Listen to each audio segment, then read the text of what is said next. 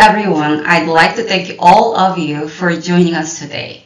I'm very happy to have a chance to introduce my company, 3 Billion, and share some stories from what we are doing for rare genetic disease and genetic testing with you in Mexico.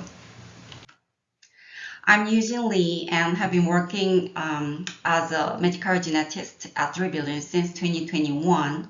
I got a PhD in neuroscience, been working as a pharmacist. Interesting path, huh? Here is the outline for my talk. I will start off with sharing interesting cases diagnosed by our genetic test and discuss why genetic testing is needed for patients with a suspected rare genetic disorder. Then I'll go over how 3 billion exome test works and close my talk with concluding remarks. Here's the first case that was diagnosed by whole genome sequencing as part of the Big Biodata project in South Korea. Let's watch a short clip first. 태인이는 4살이 넘었는데도 걷지 못했습니다. 정말 모든 방법을 다 썼던 것 같아요. 자폐 아닐까 싶어서 ABA 같은 치료도 받아보고 수종 재활도 받아보고 한약 지어서 먹여보고. 재활치료 비용만 한 달에 300만 원. 하지만 효과는 미미했습니다.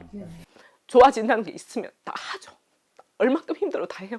근데 이게 가능성이 안 보이니까 그게 힘들었던 것 같아요. 2년 동안 여러 대학병원을 돌아다니며 뇌 MRI를 찍고 유전자 검사까지 받았지만 원인을 찾아낼 수 없었습니다.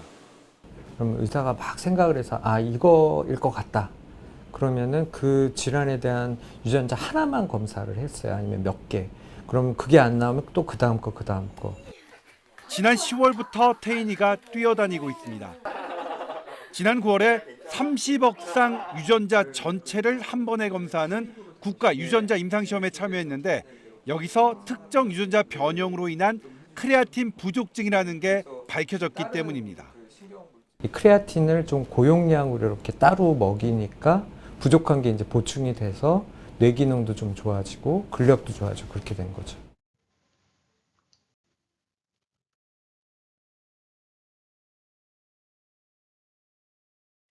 This 3-year-old East Asian boy presents with a global developmental delay. He couldn't walk alone nor speak meaningful words until age 3. Physical examination found nothing and no specific family history. Chromosomal study and microarray done, but both negative. The patient was finally referred to a genomic sequencing as a trio. Through genomic sequencing, we found the pathogenic de novo variant in the SLC688 gene.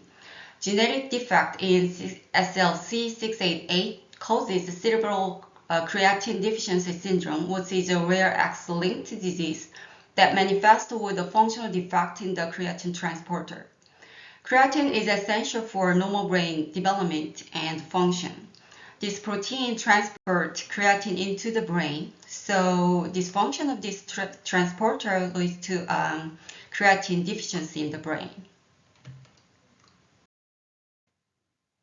The most frequent and core phenotypes of creatine deficiency is a significant intellectual disability. As you can see on the right table, most patients with a cerebral creatine deficiency present with a global developmental delay, seizure, and behavioral problems. Treatment available is a correction of cerebral creatine depletion. Oral supplement of high dosage creatine has shown to improve symptoms and slow the disease progression in some patients. Therefore, after the genetic diagnosis, he started receiving high dosage of creatine. Then he started walking on his own as shown in the video. This case is a good example of how early and accurate diagnosis can give patients the opportunity to get an appropriate treatment that could improve symptoms and slow the progression of the disease. Most of pediatricians would have suspected that there could be a genetic basis based on the patient's symptoms. However, it is not easy to make a diagnosis, especially when patient has a broad spectrum of phenotype. For example, the developmental delay is presented in many disorders. Second case, it may not be easy to suspect that there will be an underlying genetic cause for this case. A 50-year-old East Asian female patient had a left ventricular hypertrophy cardiomyopathy, and short PR with a T inversion on EKG, as you can see in these figures. She's got only conservative treatments to relieve her symptoms. No genetic tests had been performed until exome sequencing was ordered as proven only for genetic testing. With exome sequencing, we found a pathogenic variant in the GLA gene. Interestingly, this missense variant has been reported multiple times in other patients with similar symptoms. As you know, genetic defect in GLA causes Fabry disease, which is a rare X-linked lysosomal storage disease manifesting with the deficiency of alpha-galactosidase A. The lysosomal accumulation leads to a multisystemic disease with progressive renal failure, cardiomyopathy, left ventricular hypertrophy, stroke, neuropathy, dermatological problems, etc., as you can see here in this figure. And HCMP is the most common symptoms in late onset Fabry disease. Diagnosing for Fabry disease on time is extremely important because several treatments, including enzyme replacement therapy, small molecule drugs, and gene therapy, are currently available. In particular, enzyme replacement therapy, the most commonly used, has shown to improve symptoms, slow disease progression, and prevent complications. With exome sequencing, this patient was diagnosed with Fabry disease, eventually started receiving the enzyme replacement therapy. A family screening can help identify family members at risk. Genetic testing was performed for the patient's son, mother, and sister's daughter. All of them were found to have the same GLA variant. The patient's son, mother, and sister were able to receive the enzyme replacement therapy in time as they began to show symptoms. In summary, genetic testing can lead to accurate diagnosis and appropriate clinical management and screening of at-risk family members to prevent disease progression and avoid excessive healthcare costs. So, what test options are available for patients with suspected rare genetic disease? Traditionally, each gene was individually sequenced, or a small panel was done with a Sanger sequencing. However, sequencing of many genes at the same time has been accomplished by NGS, next generation sequencing. Then, how the panels are different from the whole exome sequencing. The size of the panels vary, but basically, the only selected genes are sequenced, as you can see on the left. The most of panels only target the coding exon. When physicians decide to order a panel, a specific panel or panels are selected based on the patient's symptoms. For instance, if the patient has a hearing loss, then a hearing loss panel is ordered. On the other hand, whole exome sequencing targets the exomes of almost the entire genes, since majority of the known pathogenic variants are located within the protein coding region. It can be a cost-effective way to identify disease-causing variants. First, when a large number of genes needs to be tested, or second, when it's difficult to specify genes for symptoms. Almost all patients with suspected genetic disorders can be tested on exome.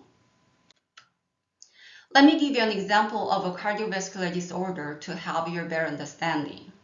Inherited cardiovascular disease can be grouped into 4 categories.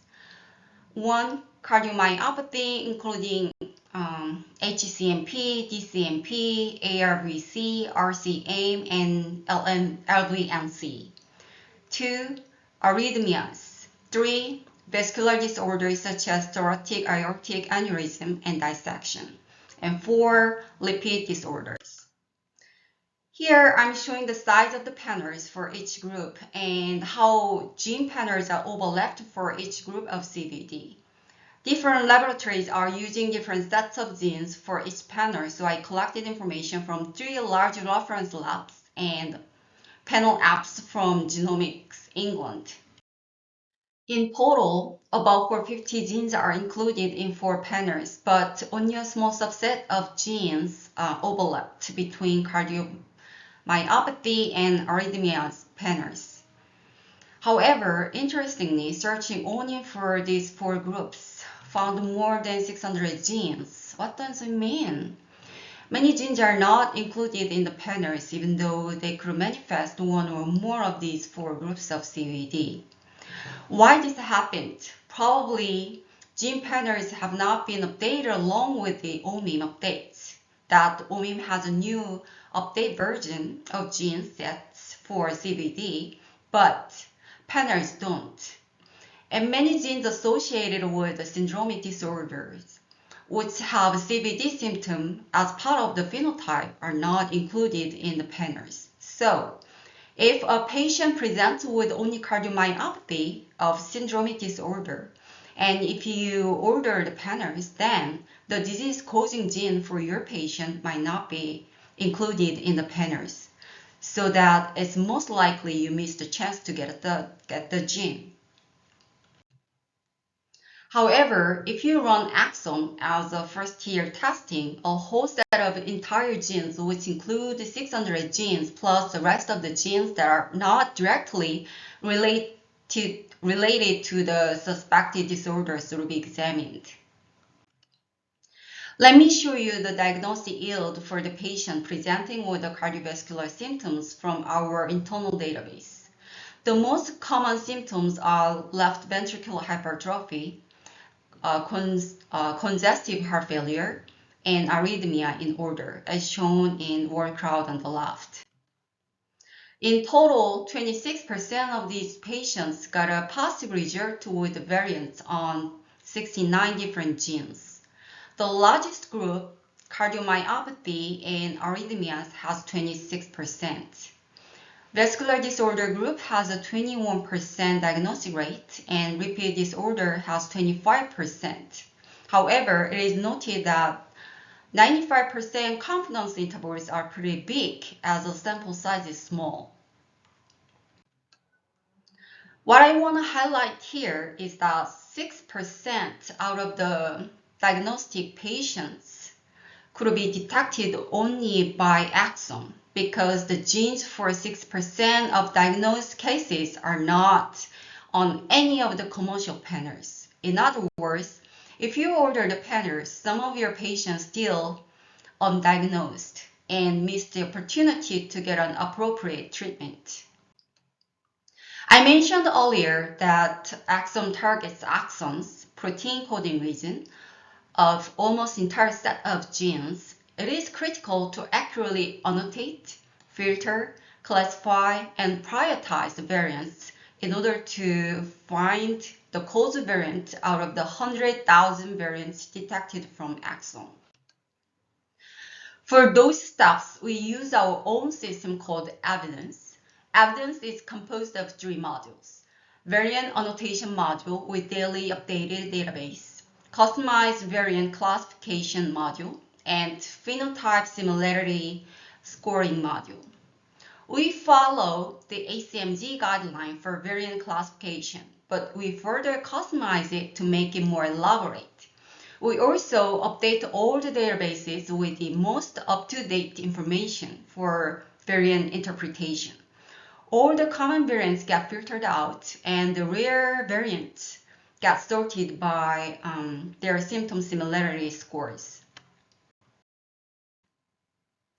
Let me explain more details about daily database updates, as it is the most important factor to increase the diagnostic yield. As you can see here in the figures, approximately 250 new disease associations are discovered every year. ClinVar is a public database for variants. The number of variants submitted to the ClinVar keeps rapidly increasing. You can see here. As new information on genes, variants, and disorders are added up by multiple laboratories around the world every single day. The variant interpretation is highly dependent on this information. Therefore, it is extremely important to use the most up-to-date information for variant interpretation. Our evidence monitors these updates on a daily basis.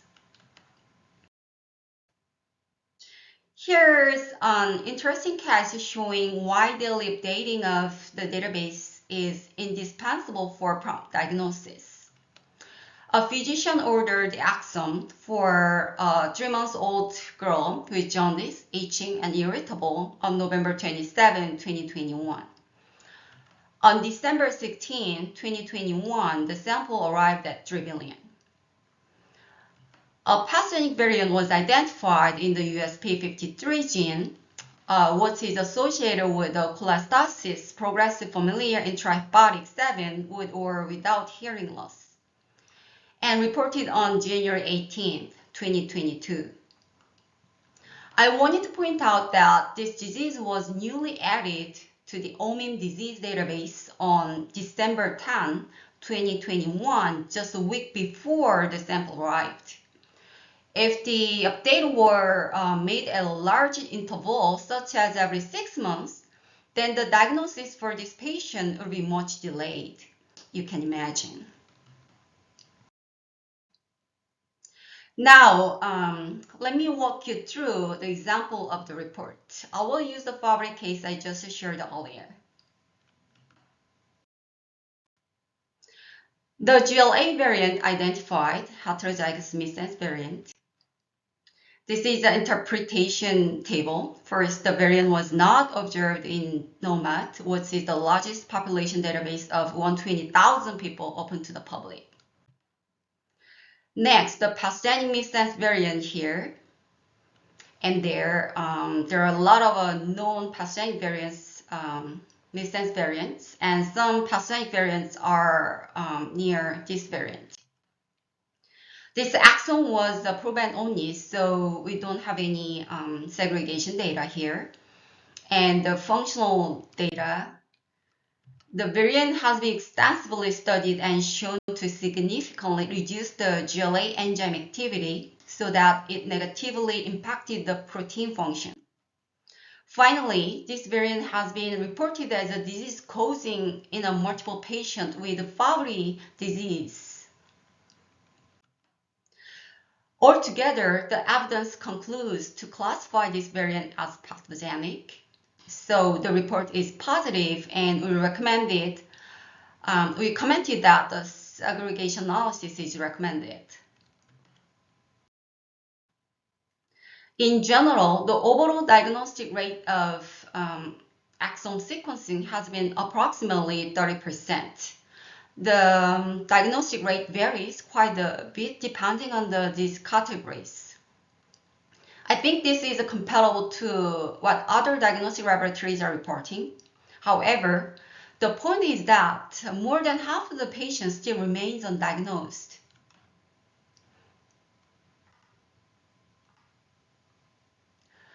What can we do for these undiagnosed patients? What option will be available for exome negative cases?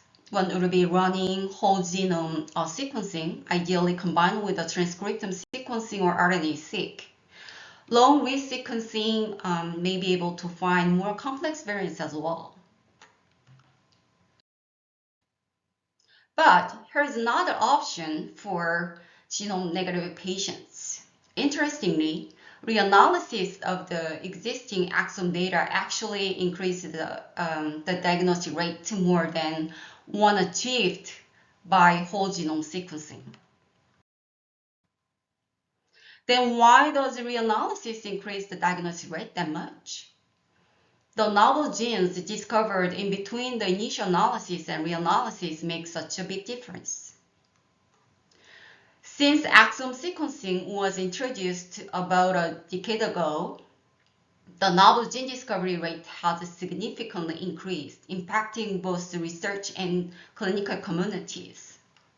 This means that the gene is not associated with a human disorder today, can be a disease-causing gene tomorrow or in a year. Reanalyzing the existing exome data with this updated information can be a smart way to diagnose the previously negative cases. So, most labs do routine reanalysis on negative cases, usually 1 or 2 years after the initial analysis is done. However, we thought, why wait so long? We just do it every day. If we can implement a more frequent and efficient reanalysis system. So 3 billion implemented a daily automated reanalysis workflow in April 2019. Evidence is running every night. It annotates all variants from exome-negative patients using the daily updated databases and reclassifies the variants accordingly. Then the medical genetics team reviews all the variants that were reclassified as pathogenic or likely pathogenic in genes if they could fit the patient's phenotype. If any new phenotype information is added after the initial report, the new information will be automatically integrated into the reanalysis. I'd like to share with you one case that actually means a lot to me. This patient got a diagnosis by our reanalysis system just 60 days after the negative initial report. The patient is a 2-year-old East Asian boy. Phenotype includes global developmental delay, dysmorphic facial features, nephrocalcinosis, and optic atrophy. The exome was ordered as a proben only. Patient initial report was negative in February 2021. 1 month later, in March 2021, a paper was published which reports multiple variants in SPAN gene in 13 individuals with global developmental delay, multiple anomalies, and dysmorphism. We registered this paper in our database as a potential disease gene. Next day, I got an alert from our reanalysis system that this patient has a rare nonsense variant in SPAN.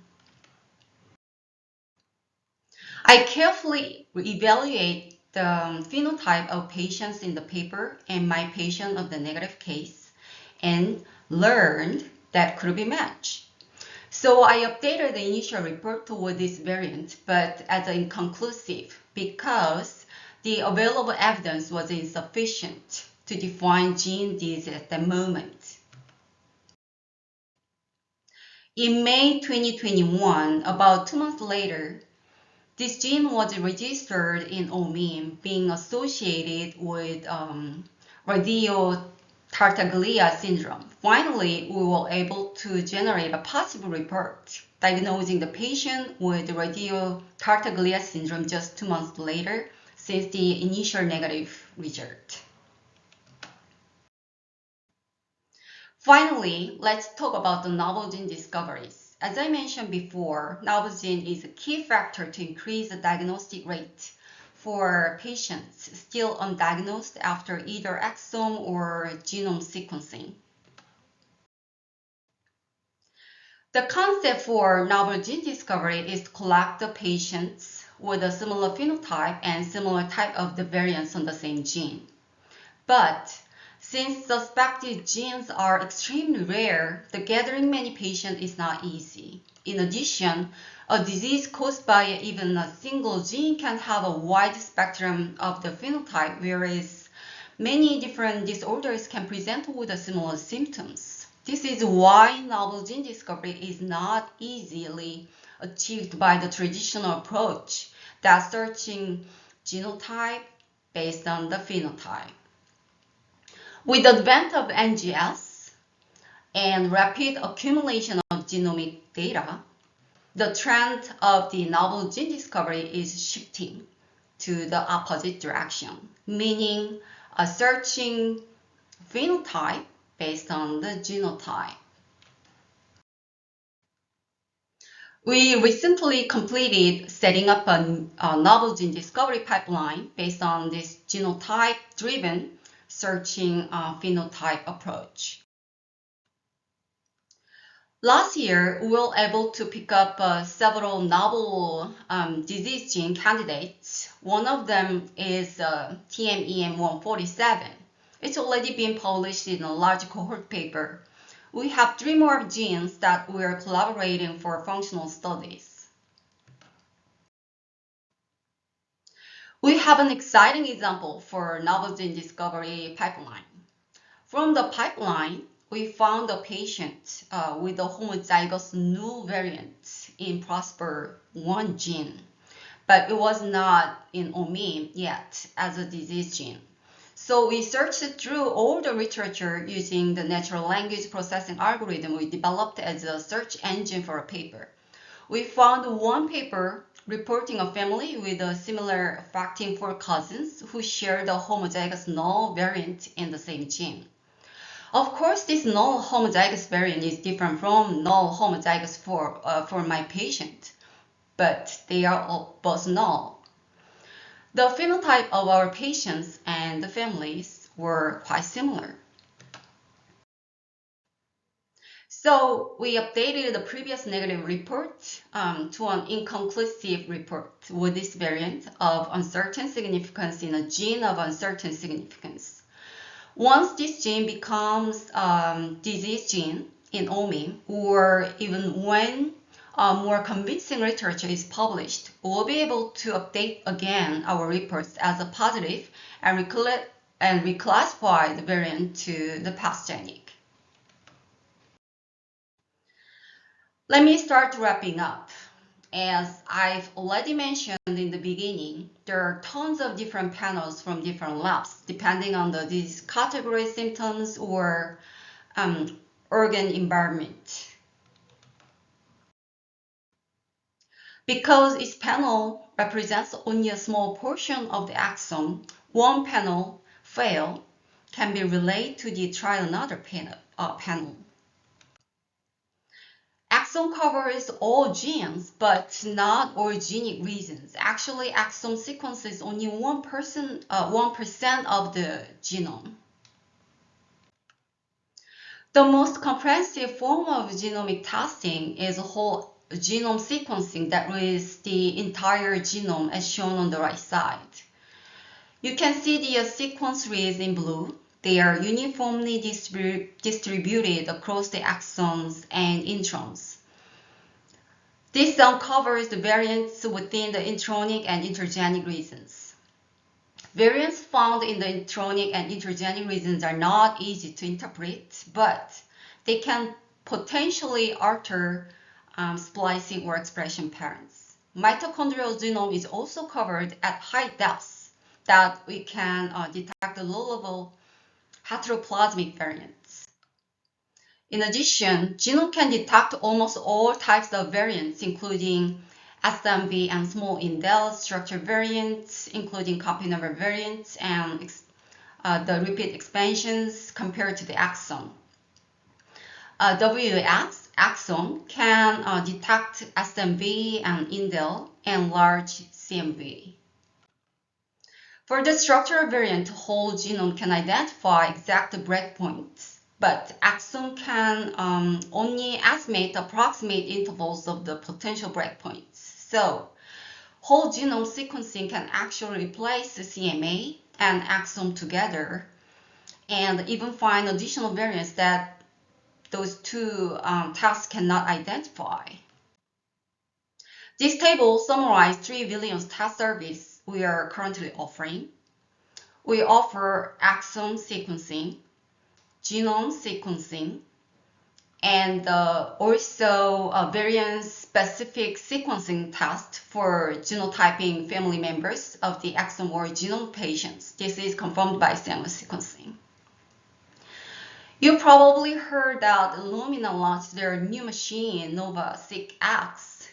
that can sequence the whole genome at about $200. Of course, the analytical cost will still be much higher for genome than for exome, but still, this means that it won't take that long until genome sequencing completely replaces exome sequencing. 3 billion also puts an order for this new sequential. Let me summarize my talk today. This is the clinical practice workflow we are proposing, with the whole exome or genome sequencing being both affordable and readily available. First, clinicians examine patients, take their clinical history, and run basic tests. If the patient is suspected to have a genetic disorders, please order or perform genetic tests instead of running more tests to clinically figure it out.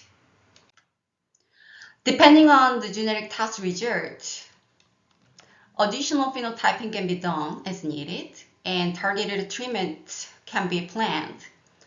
Family testing and counseling should be also done as indicated. For the genetic testing, genome or exome sequencing are preferentially recommended than single gene or panel testing. Implementing genome sequencing as a first-line diagnostic tool will reduce the time and the cost for precise diagnosis, and patients will be able to receive more personalized clinical management on time.